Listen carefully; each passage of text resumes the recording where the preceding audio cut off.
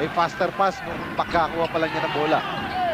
They kick it out. Sean Higgins moves inside and gets the basket off a jump shot. Naiwanan ng isang hakbang itong si John. Doon si Mott naman yata nagta-tryout din. Gusto sa Miami. Miami, ha? Oo, mainit yung kumpuna na yun. Miami Heat. Oo. Wala naman bisyo yan, kaya Miami Vice. Natala ito si Sean Higgins. Habang hindi mo siya pinapa. Boyd Fernandez. Time down to 1:26. First quarter action sa bayan po ng Superstars. Good scoring ball game so far. Runner on the lane. Pumasok. Huling-huli yung double team ni Benji Paras. Kaya matatawagan pa siya ng foul. Meron pa possible 3-point play dito kay Sean Higgins.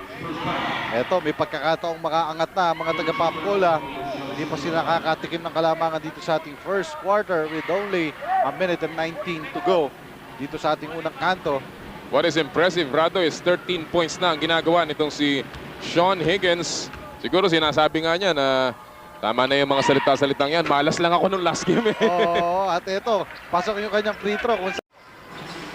Mukhang na-renew yung lisensyang yun, ha. Nung araw, paso yun eh. Ngayon talagang si Benji Paras is the leading local scorer ng Formula Shell. And a good turnaround para kay Berhel Meneses. Finally, breaking the ice for himself.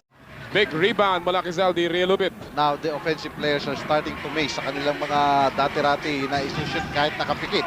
Higgins, one of the strong moves of Higgins going to the basket. Bihirang gumalaw yan ng ganyan, papasok sa loob. Pero ika nga, pag nakita niya yung Hindi talaga yung tira niya. Oo. Wala sa rhythm eh. Tumigil siya sandali. tinulak lamang yung bola. John Best nasa poste laban kay Sean Higgins. He goes turning away from the basket and a great move mula kay John Best. Mukhang may pasayos natin yung ating kagalingan sa ilalim. Meneses laban kay Victor Pablo. Sees an open. He goes up again and Meneses has taken over this ball. London Gin, just right for you. Meneses again looking for the isolation.